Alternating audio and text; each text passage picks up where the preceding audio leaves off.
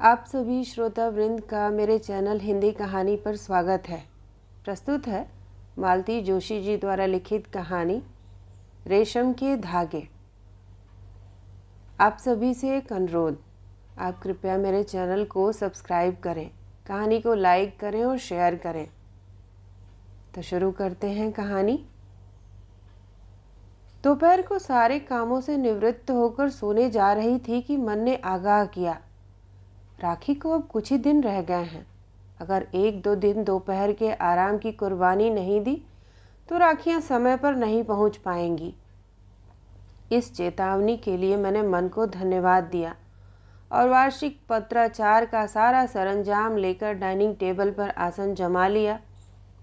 सरंजाम मतलब राखियां, लिफाफे, गोंद की शीशी, टिकट, पते की डायरी, रोली की डिबिया और चीनी की बरनी। यह सारा फैलारा लेकर मैं कुछ देर तक यूं ही बैठी रही। समझ में नहीं आ रहा था किसके पत्र से शुरुआत करूं। सच तो यह है, कितने सारे पत्र एक साथ लिखने की कल्पना मात्र से ही मुझे झुरझुरी हो आई थी। हर साल सोचती हूँ कि हफ्ते भर का प्रोग्राम बनाकर रोज एक एक दो दो पत्र लिखूंगी, पर ऐसा कभी नहीं हो पाता। एक साथ ही सारा भार आ जाता है, मैं बौखला जाती हूँ। अंकिता ने तो एक बार सुझाव भी दिया था कि मम्मी एक अच्छा सा पत्र लिखकर रख लो और उसकी चाहे जितनी कॉपियां करवा लो, ऊपर बस मामा लोगों के नाम भर लिखती जाना। सुझाव अच्छा था, पर मेरे मन ने स्वीकार नहीं किया। आजकल कौन किसको पत्र लिखता है। साल भर में एक ही बार राखी लिखने के बहाने तो लिखना होता है। मेरी कोशिश रहती है कि हर पत्र में एक पर्सनल टच रहे। ऐसा फोटोकॉपी में कहाँ हो पाता है।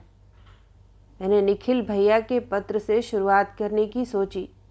यूँ तो मेरे ममेरे भाई हैं, पर भाइयों में सबसे बड़े हैं, इसीलिए उन्हीं से श्री गणेश करने का निश्चय किया। लेटर पैड पर तारीख आदि लिखने के बाद बस आदरणीय भैया भर लिख पाई थी कि बिटिया रानी धनधनाती हुई घर में दाखिल हुई। धीरे चलना या बोलना तो इन लड़कियों ने सीखा ही नहीं है। अरे वाह, मम्मी की राखी की दुकान शुरू हो गई। ढंग से ना बोलने की तुमने कसम ले रखी है क्या? ये दुकान क्या होती है? मैंने डांट लगाई। दुकान ही तो हुई मम्मी, इस हाथ दे उस हाथ ले। हाँ, एक ज़माने में इस लेने का भी अपना आनंद था। तब 5 रुपए का नोट भी दुनिया भर की खुशियाँ दे जाता था। अब तो मन भर गया है। बस यही दुआ करती हूँ कि वे लोग सलामत रहें और मैं हर साल उन्हें राखी भेजती रहूं। मैंने बेवजह भावुक होते हुए कहा, पर अंकिता का ध्यान मेरी ओर नहीं था। वह मेज़ पर रखे लिफाफे गिन रही थी। बाप रे मम्मी, ये इतनी सारी चिट्ठियां लिखोगी तुम, वो भी हाथ से? Share wastage of energy. बाजार में एक से एक धांसू कार्ड मिल रहे हैं, बस नाम पता लिखो और पोस्ट कर दो। ये देखो। और उसने अपने पर्स से खूबसूरत कार्ड निकालकर दिखाया। कार्ड वाकई धांसू था। ऊपर भाई बहन का एक प्रतीकात्मक स्केच था। लिफाफे के भीतर एक मखमली कार्ड, उस पर भावपूर्ण पंक्तियां, कार्ड में लिपटी हुई एक राखी। सब कुछ एकदम रेडी, जैसा कि अंकिता ने कहा। बस नाम पता लिखो और पोस्ट कर दो। कितने का है? 55 ओनली। क्या? मेरी तो जैसे सांस ही रुक गई। मम्मी, 70-80 तक के कार्ड्स थे, पर तुम्हारे डर से मैं लाई नहीं। बड़ी मेहरबानी की। मम्मी, मेरा इकलौता भाई वहाँ उतनी दूर यूएसए में बैठा है, क्या मैं उसके लिए 55 रुपये भी नहीं खर्च कर सकती? कर सकती हो भाई, बड़े बाप की बेटी हो। मम्मी, तुम भी यही करो, कितनी मेहनत बच जाएगी। मेरा एक लिफाफे से काम थोड़े ही चलेगा।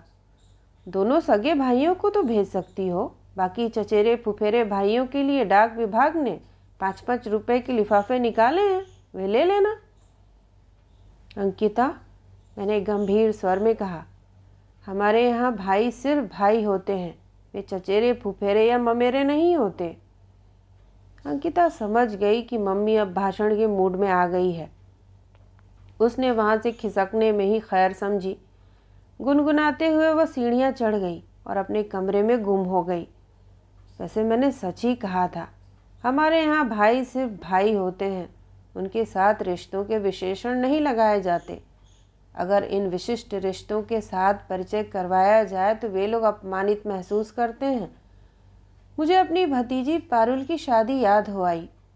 इस पीढ़ी की पहली शादी थी, इसलिए करीब करीब सारे ही रिश्तेदार आ गए थे। शादी के दिन तो अफरा तफरी का माहौल रहता है, किसी से ठीक से मेल मुलाकात भी नहीं हो पाती। दूसरे दिन दुल्हन की बुआ के नाते मैं बेतकल्लुफ़ होकर सबका परिचय करवा रही थी। जब मैं करीब करीब 15-10 भाइयों को पेश कर चुकी तो दूल्हे के मामा जी हाँफ गए। बोले, बहन जी, क्या ये सब आपके सगे भाई हैं? मैं चुप रह गई। क्या जवाब देती, खासकर उस समय। जिस समय उस शख्स का मैं परिचय करवा रही थी वो तो रिश्तेदार भी नहीं था। वह पापा जी के मुंशी का बेटा था, सुनील। हम लोगों ने उसे हमेशा भाई ही माना था और इसी नाते वह बंगलौर से पारुल की शादी में आया था। पर यह बात समधियों को कैसे समझाई जाती? मुझे उस असमंजस से सुनील ने ही उबारा। बोला, भाई साहब, आप तो बस इतना याद रखिए कि ये हमारी सबसे बड़ी दीदी हैं, पारुल की सबसे बड़ी बुआ हैं। इसी से मिलता जुलता भी क्या कहूँ, कोई रंग एकदम उल्टा है। एक प्रसंग याद आ रहा है। मैं मुंबई से लौट रही थी। सामने वाली बर्थ पर 2 देवरानी जिठानी विराजमान थी। वे शायद किसी शादी से लौट रही थीं, क्योंकि पूरे समय बारातियों की बदसलूकी, घरातियों की बद इंतज़ामी और मेहमानों की बदहाली पर चर्चा कर रही थीं।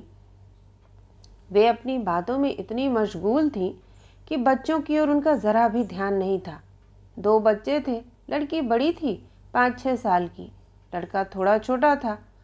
थोड़ी देर तो दोनों अच्छे से खेलते रहे, फिर पता नहीं किस बात पर अनबन हो गई और लड़की ने लड़के को धक्का दे दिया। मैंने लपक कर थाम लिया, नहीं तो मुंह के बल गिरता।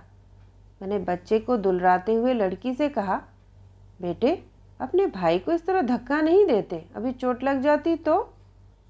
वह चुहियात तपाक से बोली, he is not my brother, he is my cousin. सुनकर मैं तो सन्नाटे में रह गई। इससे ज़्यादा हैरत मुझे इस बात पर हुई कि किसी ने उसे डांटा नहीं, बल्कि उसकी माँ और चाची उसे अंग्रेजी ज्ञान पर और उच्चारण पर निहाल हुई जा रही थी। इसे क्या कहेंगे, आधुनिकता या अभिजात्य? मामा, ज़रा अपना पेन देना, मेरा चल नहीं रहा है। मैंने भुनभुनाते हुए अंकिता को पेन पकड़ाया। पढ़ने लिखने वाले लोग हो तुम लोग, ढंग का पेन भी नहीं रख सकते। उसने कोई जवाब नहीं दिया, चुपचाप लिफाफे पर पता लिखती रही। मैंने देखा बिटिया रानी फिर कहीं जाने के लिए तैयार हैं। कहीं जा रही हो? मैंने पूछा। हाँ, यह कार्ड तो पोस्ट ऑफिस जाकर पोस्ट करना होगा ना। तुम्हारी भी कोई चिट्ठी हो तो दे दो, वहीं डाल दूंगी, जल्दी पहुंच जाएगी। अरे अभी लिखी कहाँ है, पर तुम अपने भैया को अपनी ओर से 2 लाइनें तो लिख दो। लिफाफा बंद करने की ऐसी क्या जल्दी है? इतना अच्छा मैसेज लिखा तो है, मैं और क्या लिखूंगी? वो तो छपा हुआ है, कॉमन चीज़ है, तुम उसमें एक पर्सनल टच तो दो। इन सब बातों के लिए किसके पास फुर्सत है मामा? मैं लिख भी दूं तो क्या उसके पढ़ने के लिए उनके पास समय होगा? इतना बिजी शेड्यूल है उसका। राखी निकाल कर कलाई पर बांध भी लेगा तो बड़ी मेहरबानी होगी। मामा, अब ये सब बातें महज फॉर्मेलिटी रह गई हैं। जितने दिन चल जाएं बहुत हैं। Know my child, it is not a formality, it is a burden, मैंने कहा। पर वहाँ सुनने की फुर्सत किसे थी? बिटिया रानी तो अपनी स्कूटी पर फुर्र हो गई थी। पता नहीं हमेशा ही कितनी जल्दी में रहते हैं ये बच्चे, और क्यों रहते हैं। इस भागम भाग में कैसे ये रिश्ते सहेजेंगे, संवारेंगे? समय ही नहीं है, जबकि हमारी पीढ़ी की सारी ऊर्जा इन रिश्तों को निभाने में ही खर्च होती रही है। मन हुआ किसी दिन अंकिता के पास बैठकर इमरती की कहानी सुनाऊं। इमरती मतलब जमुना मौसी की बेटी। जमुना मौसी माँ के यहाँ चौका बर्तन करती थी। माँ के राज में हम लोगों की मजाल नहीं थी कि घर में काम करने वालों को नाम लेकर बुलाएं। बुआ, मौसी, चाची, चाचा, कोई न कोई रिश्ता बनाना पड़ता था। तो जमुना मौसी के स्वर्गीय पति की इकलौती निशानी थी इमरती। मौसी उसे टांग कर ही सारे घरों का काम निपटाती थी। 6-7 महीने के भैया को पहली राखी इमरती नहीं बांधी थी। हम बहनें तो बहुत बाद में इस धरती पर आईं। वह राखी का सिलसिला एक बार जो शुरू हुआ तो आज तक चल रहा है। इसी रिश्ते के चलते माँ ने इमरती की शादी में 21 बर्तन, 7 साड़ियाँ, कान के झुमके, नाक की लौंग और जाने क्या क्या दिया था। इसके बाद घर में जब भी किसी की शादी हुई, इमरती के लिए साड़ी ज़रूर आई। बड़े भैया के यहाँ बेटा हुआ तो बाकायदा ढोल ढमाकों के साथ झूला लेकर आई थी। पिछले साल इमरती की बेटी की शादी हुई, मेरे पास भी कार्ड आया था। सोचा चलो इसी बहाने पीहर का एक चक्कर लग जाएगा, भैया भाभी से भी मिलना हो जाएगा। घर पहुंचकर देखा, ड्राइंग रूम के एक कोने में कपड़ों के 4-5 गट्ठर बने रखे थे। भाभी ये क्या है? मैंने पूछा। इमरती दीदी के भात का सामान है। पर अपने यहाँ तो यह रिवाज नहीं है, पर उन लोगों के यहाँ तो है, और उसके तो कोई भाई भी नहीं है। भात नहीं जाएगा तो ससुराल में उसकी नाक नहीं कटेगी। बचपन से इन्हें राखी बांधती आई है, भात का हक भी उन्हें अदा करना चाहिए। कब चलना है? क्या पता, वह तो भात मांगने आई ही नहीं। मैंने इनसे लड़ाई भी मोल ले ली, कितने पैसे भी खर्च हो गए और महारानी आई ही नहीं। मुझे एकदम ताव आ गया। रिक्शा करके मैं उसी दम उसके घर पहुंची। मुझे देखकर बहुत खुश हुई, एकदम गले से लिपट गई। मैंने उसके इस हार्दिक स्वागत को नज़रअंदाज करते हुए कहा, वैसे तो भैया भैया कहते तुम्हारा मुंह नहीं सूखता, और बिटिया की शादी में उन्हें ही भूल गई। वह एकदम सकपका गई। कार्ड भिजवाया तो था, अपनों के यहाँ कार्ड भिजवाया जाता है, भात मांगने जाती तो क्या छोटी हो जाती? वो एकदम रोने लगी। मैं जाने वाली थी, पर कंचन के बापू ने मुझे रोक लिया। बोले राखी बंधाई तक तो ठीक है, भात मांग कर उन भले आदमियों को मुसीबत में न डालो। उन्होंने कहा, और तुमने मान लिया? कह नहीं सकती थी कि मेरे भाई इतने गए गुजरे नहीं हैं।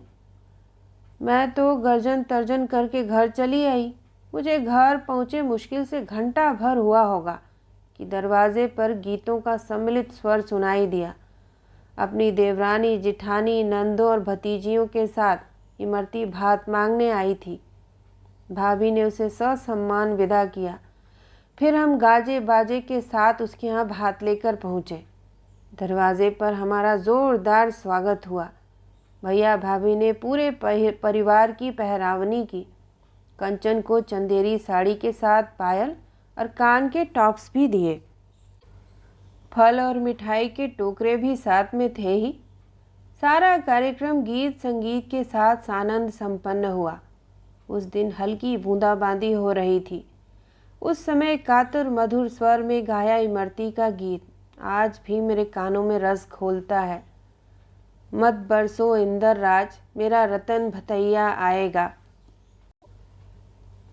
तो ये थी कहानी रेशम के धागे।